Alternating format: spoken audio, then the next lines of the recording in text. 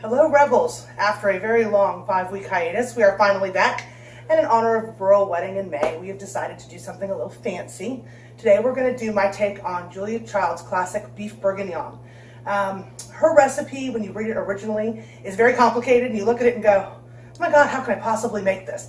It's just way too complicated, and there's ingredients in here that I have no idea what they are. So I've made it a little simpler, easy to understand. It actually comes together very quickly from the work standpoint, and then it cooks on the stove for about 4 hours, so you can kind of ignore it, which is what I love. I've got some friends coming for dinner, so we're going to enjoy this for our supper tonight on a beautiful Saturday. So without further ado, let's go ahead and get to the ingredients. Okay, so this is about 1.5 pounds of cut up chuck roast into about 1/2 inch to 1 inch pieces square. You can use the meat that they have in the grocery store that say beef for stew, but I find that the chuck is just a little bit more tender. You can either buy a chuck roast and cut it up yourself, or sometimes you can find it pre-cubed. This is 1 bay leaf, a pinch of thyme, it's down in there, and then these are just 2 garlic cloves that have been cut in half and smashed. This is 1 whole package of baby portobello mushrooms, 1 bag of frozen pearl onions, yes, the plain white pearl onions. Julia's recipe has you using fresh. They're a pain in the neck. This is so much simpler. This is some tomato paste. You can use any brand, any kind. You're not going to use this whole can, by the way. This is about 3 tablespoons of regular old vegetable oil. This is a stick of butter, and you'll go through most of this in the process of your cooking. This is my beef stock. I like the beef concentrate. We're probably going to use about 3 cups of it. I just haven't pre-mixed it yet. And then this is my red wine. Now, Julia's original recipe calls for an entire bottle of Cabernet Sauvignon or another heavy-bodied red wine. Well, I'm using 500 milliliters of box wine, and it works just as good. It actually cooks down beautifully, and you'd be surprised what kind of a flavor you get out of it. Okay, so I want to show you a little bit of my setup. I'm using a big, huge stainless steel pot. You can use a Dutch oven if you prefer, but you need something fairly heavy that can handle pretty high heat. This is warming up right now. Julia's original recipe calls for something called lardon. Lardon is basically pig fat. And you throw it in to give it kind of a bacony, smoky flavor. And that's what you're supposed to brown your meat in. Well, I don't do that because who has time for that, right? But I saved my bacon grease. So we had bacon the other morning. I saved my bacon grease, and I put it in the fridge. And all you do is just scoop some out, and in it goes, along with some of your vegetable oil. Now you just want enough to coat the bottom of the pan. So this is probably about, I don't know, 2 tablespoons of each. And you want to get this really hot. You want it almost smoking hot. As soon as you can smell it, you should be cooking in it. Now, trick number 3. This meat has to go into that hot grease dry. It cannot be moist or it will not brown. That's when you get that kind of a steam effect, and your meat kind of turns this weird brownish color, but you don't get that nice crisp on the outside. Dry your meat. All you do, take a paper towel in small batches, right, and blot it. That's all you want to do with it. And then we're going to put it in here as soon as that's hot, and I will show you what the finished product looks like in just a few minutes.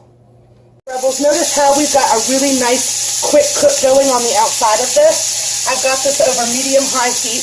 We're starting to smoke a little bit. Don't crowd your pan. That will also lead to steaming as opposed to browning.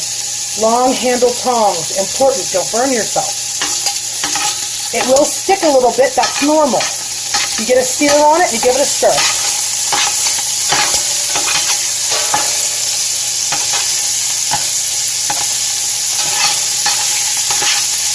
And see how pretty this is starting to brown?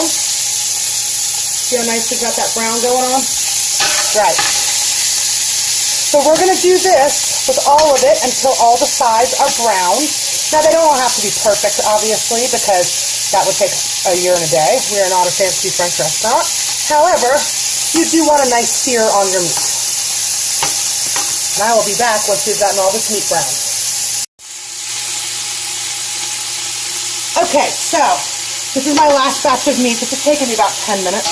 And you see how we have like a nice crust that's formed on the bottom of our pan. Now, you know, I talked a little earlier about the bacon grease as opposed to the fancy French lardons.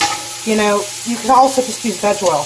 It works just as well. You just don't get that bacony flavor. If you're not a fan of the bacony flavor or you object to pork, use veg oil. Trust me, it works just as well. In the recipe online, I will be sure to make that notation for you. Now, I pulled this off the heat for a second, really just to show you what we're going to do next. So, I'm going to use was there more in there?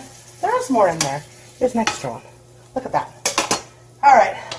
I'm going to use a big wooden spoon here so you can kind of see. And what we're going to do is we're going to deglaze this pan with all that red wine. So, red wine. Now, usually this over the heat. I'm going backwards. Because you want this to heat. Yes, that's a lot of wine. I've still got this over medium-high heat. And we're going to stir it. It's really important that you stir it and you push to get up all those little brown pieces of meat. Believe it or not, it gives it a really good flavor. And we're actually going to bring this up to a little bit of a boil. Moderate my temperatures. But you can see when I'm kind of scraping the bottom of the pan, right? And as soon as this starts to move, we're going to add our meat back in, and then we're going to add our stock and our spices. And then this thing will cook for about 4 hours. Give me just a sec. We're not quite at a boil, but you can see it's starting to move up there, right? So in goes our meat. All of it. And this is 2 cups of prepared stock. And we'll see if that's enough. It's a little thin. So you want this to completely cover. This is a gigantic stock pot, like hugely gigantic. So I'm actually going to add a little more in a minute, but I'm going to show you the next section, which is we're going to add in our spices. And it goes. Give it a good stir. And the last thing you're going to add to this, besides some more stock, is the tomato paste. Okay, so last some ingredients going in after looking at my ratio. Actually, because we didn't use a whole bottle of wine, we only used partial, really the 500 milliliter. So I'm going to really add 4 cups of stock in totality. And then this is this tomato paste. 1 good sized spoon. You need it for the acidity. And then maybe another half. But you really do need that acidity to balance out the wine. And then the last of the stock. That's 4 cups total. It doesn't matter if that bouillon isn't dissolved all the way. It'll dissolve in here, I promise you. And then we're going to stir it all together. And we're going to bring this up to a simmer. Once at a simmer, we're going to cover it. And we're going to cook it on low. So bubbles just barely breaking the surface for 4 hours. And actually, in about an hour and a half, I'm going to come back and show you how to do the garnish part of this dish. So just a second ago, I said the garnish, right? What I mean by that is what Julia Child calls the garniture, which is French. What it really is the vegetables that go in your bourguignon. In this case, it's going to be pearl onions and mushrooms. But you cook them first separately. Then you add them about 15-20 minutes before you're ready to be done with the entire dish. What it does is it makes them not go mushy. It makes sure everything's cooked evenly and properly, as opposed to having one big stew where sometimes things get mushy and sometimes things are undercooked. So that will be the next portion in just a little while. So it's been about 3 hours since we started. And over here, you can see we are bubbling away nicely. We've got about an hour to go. And these pearl onions are the ones that came frozen in a bag. They've been defrosted. I let them defrost a little bit. And I'm going to turn these on medium-high.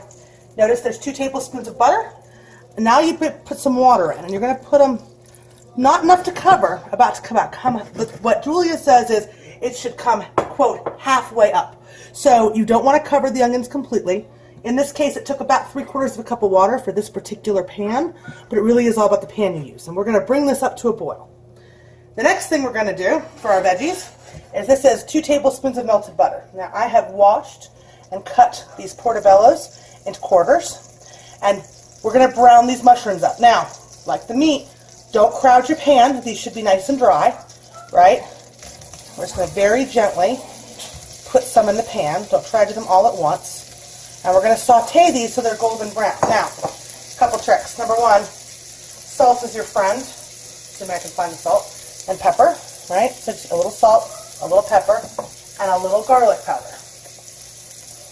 Just a little, right? It's going to form a nice little crust over our mushrooms. Where's salt go? Hang on. Oh yeah, somebody used it. I'm going to put it back. In my kitchen, that never happens. A little salt. So you see how we're getting, just do a little saute. And this is on medium-high heat.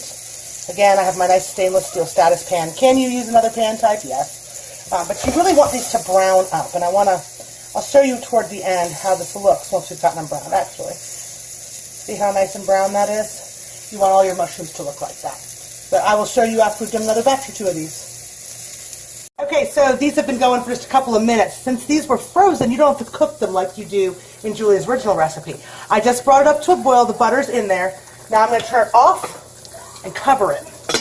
And we're going to let these sit until it's time to put them into the mixture of the bourguignon. Now, this is my last round of mushrooms. Please excuse my browned butter. It got a little hot and steamy here. But as you can see, I'm going to show you the other mushrooms. See how nicely these are browned? That's what you want. You want a nice brownness to them. You want them to look like they've been sauteed as opposed to smushy cooked, which is what happens when you crowd the pan. Now, these are going to sit and wait to put the bourguignon together in about an hour.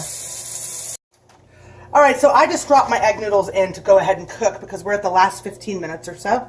If you look in this pot, we have come down to almost nothing because I took the lid off.